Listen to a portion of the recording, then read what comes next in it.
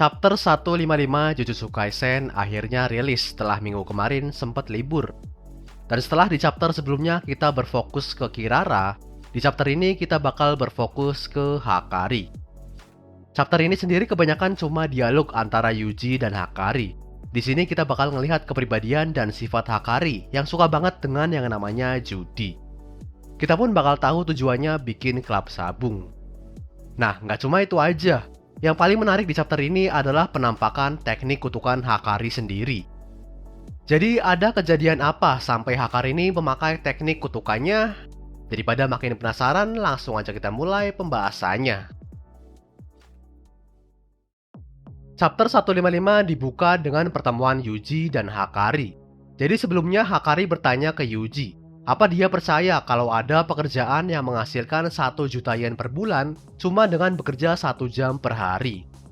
Yuji awalnya sempat kebingungan. Dia pun balik tanya ke Hakari, pekerjaan apa yang dia maksud? Dan Hakari ngejawab kalau Yuji mau tahu detail pekerjaannya, dia harus bayar dulu 200.000 yen atau sekitar 25 juta rupiah. Mendengarnya, Yuji pun udah menebak kalau yang ditawarkan Hakari ini cuma penipuan. Dan hal ini pun diiyakan oleh Hakari.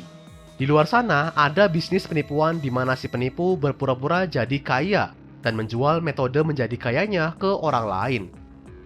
Trik ini sebenarnya gampang banget ketahuan, tapi masih banyak orang bodoh yang percaya. Apa alasannya? Hakari bilang kalau ini karena ada gairah dalam diri manusia. Di kasus ini, baik si penipu maupun si korban punya gairah buat jadi kaya dan mengubah hidup mereka. Dan karena gairah itulah mereka bertindak gegabah. Nah, Hakari ini suka banget dengan gairah tersebut. Inilah kenapa dia membentuk klub sabung. Karena dalam bisnis judi ini, gairah orang-orang buat jadi kaya diuji secara langsung.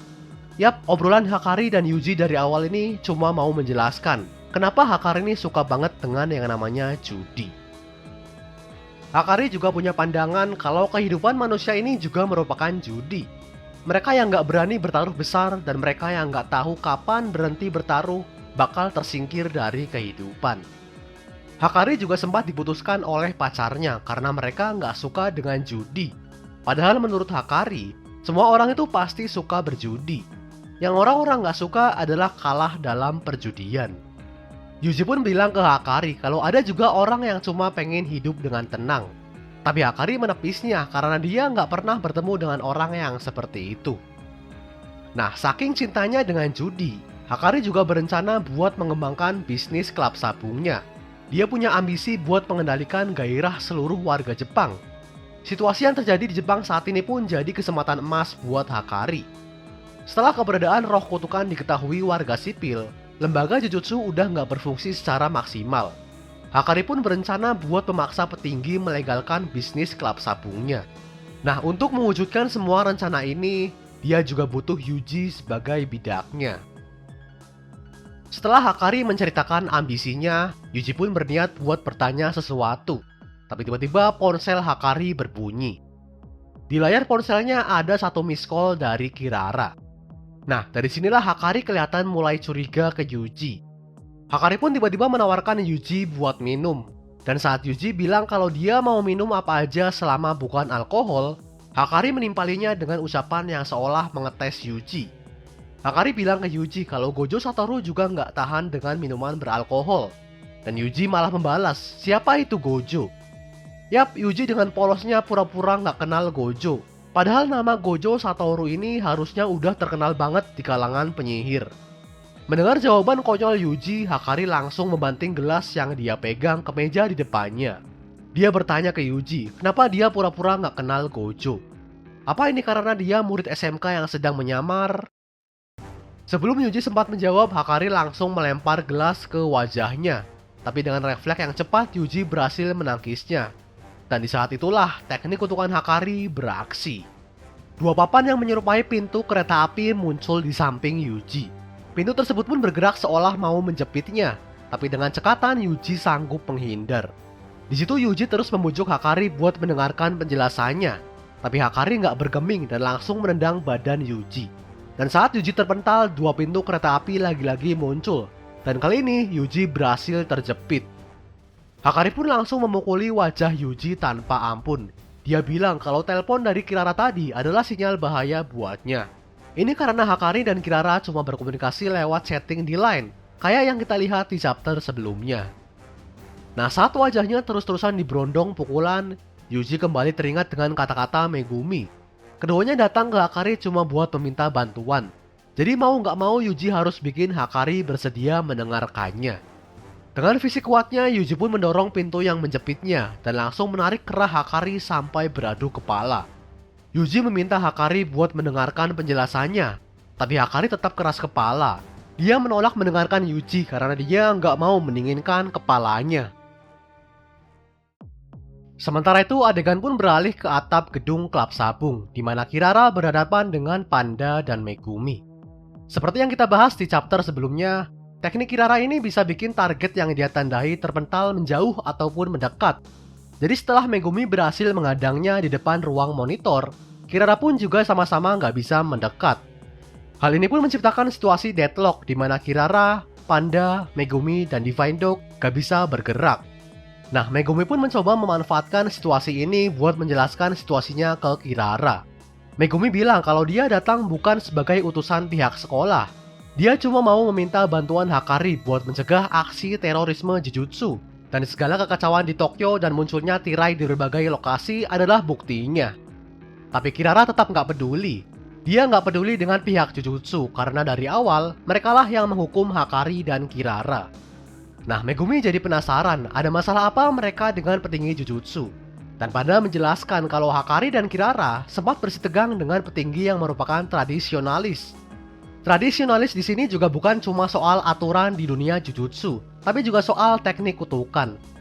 Teknik kutukan yang bersifat antik dan tradisional seperti teknik Nobara adalah tipe teknik yang disukai petinggi. Dan sebaliknya, mereka sangat benci ke teknik yang berhubungan dengan konsep modern. Nah, teknik yang dimiliki Hakari juga jadi salah satu teknik yang dibenci oleh petinggi. Karena seperti yang kita lihat, teknik Hakari ini berhubungan dengan konsep modern, yaitu pintu otomatis kereta api. Nah, menurut Kirara, pandangan kolot seperti inilah yang bikin pihak Jujutsu kalah di Shibuya. Dia pun bilang kalau Gojo pasti bisa membereskan segala kekacauan di sana. Makanya dia nggak percaya ke Megumi. Kenapa dia mau minta bantuan Hakari, padahal udah ada Gojo? Yap, ternyata fakta kalau Gojo telah tersegel belum sepenuhnya diketahui oleh semua orang. Menurut gue sendiri agak masuk akal kalau petinggi merahasiakan tersegelnya Gojo.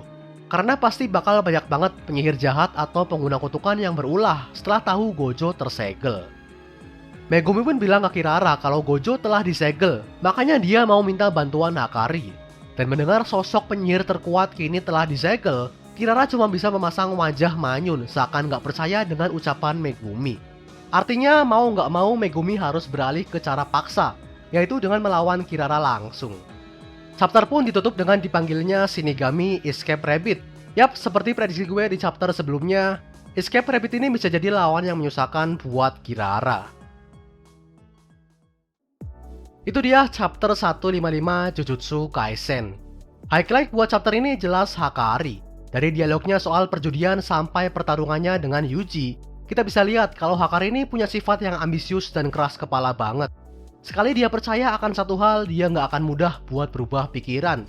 Jadi entah cara seperti apa yang bakal dipakai Yuji biar Hakari mau mendengarkannya. Sekarang soal teknik Hakari sendiri. Sebenarnya udah banyak banget teori yang bilang kalau Hakari ini bakal punya teknik yang berhubungan sama judi. Jadi lumayan kaget juga pas tahu kalau tekniknya malah berhubungan sama pintu kereta api. Ini cuma teori aja ya. Dari sisi pengaplikasian, teknik ini mestinya nggak cuma dipakai buat ngejepit target. Hakari bisa aja pakai pintu ini sebagai tameng. Dan bayangin aja kalau dia bisa ngeluarin pintu tersebut lebih dari 2 sekaligus. Variasi serangan dan bertahannya pasti bakal bikin Hakari ini kuat banget. Teori yang lebih liar lagi, pintu ini mungkin bisa juga dipakai sebagai portal. Dan bayangin kalau Hakari bisa keluar masuk ke gedung atau ruangan yang terkunci dengan pintu kereta apinya. Nggak heran kalau petinggi sampai nggak suka ke tekniknya. Well, itu semua sih cuma teori. Tapi kalau kita ngerujuk dari ucapan Gojo dan Yuta, Hakari ini jelas bukan penyihir biasa. Jadi teknik kutukannya juga pasti masih nyimpen banyak rahasia. Oke, segini aja video dari Roko Manga kali ini. Like dan share kalau kalian suka. Komentar kalau kalian punya pendapat, kritik, atau saran. Subscribe kalau kalian tertarik dengan konten channel ini. Akhir kata, selamat membaca. Sampai jumpa.